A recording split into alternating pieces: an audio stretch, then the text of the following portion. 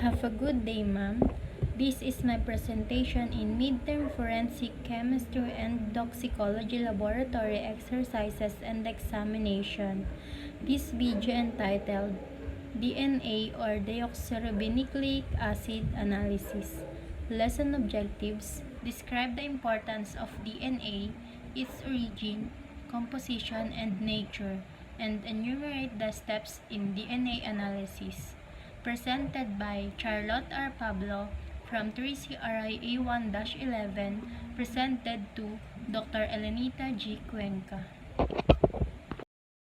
The first one is DNA or deoxyribonucleic acid is a self-replicating material which is present in nearly all living organisms as the main constituent of chromosomes. So, yung DNA is alam naman natin na isa siyang living organisms which is mag-guide sa atin kung meron tayong unknown samples of an individual.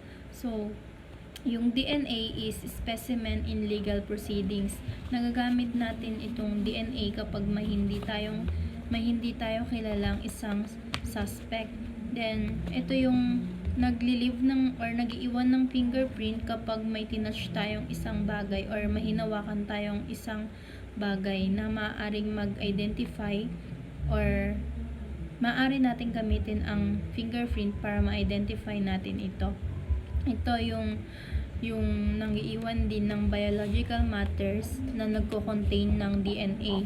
Then, yung DNA location, the DNA location is in a nucleus and human and other complex organisms. So, yung composition ng DNA is nucleotides, and the nature is DNA is exists in double standards molecule in the nature. The next one is forensic DNA analysis and how it is used to solve a crime.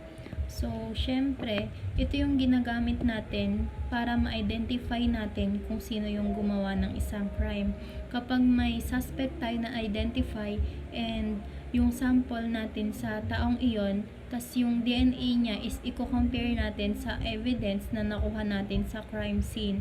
At ito na rin yung magre-result ng comparison at tutulong din to sa atin para ma-establish natin whether yung suspect is committed or siya nga talaga yung committed sa isang crime na nangyari. The fourth one is steps in DNA analysis.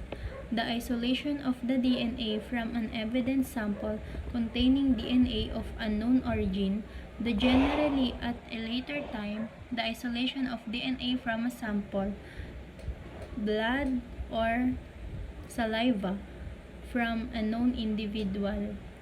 So, yung steps na sa DNA analysis, yung hindi natin alam na origin, and ito na rin yung sample na, for example, is saliva or blood na nanggaling sa kilala nating individual.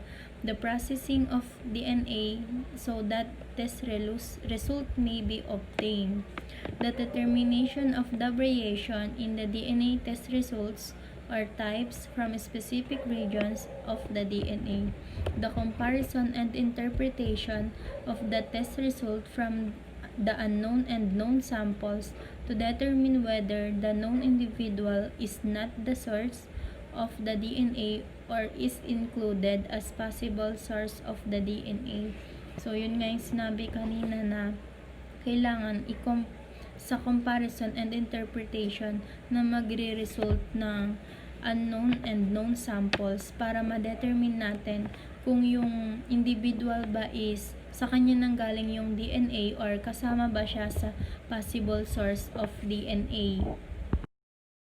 The last one is types of DNA evidence analysis.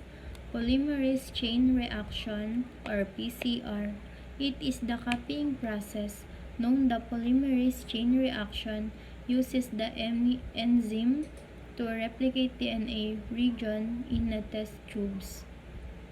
Short tandem repeats is a forensic analysis that evaluates specific regions that are found in nuclear DNA.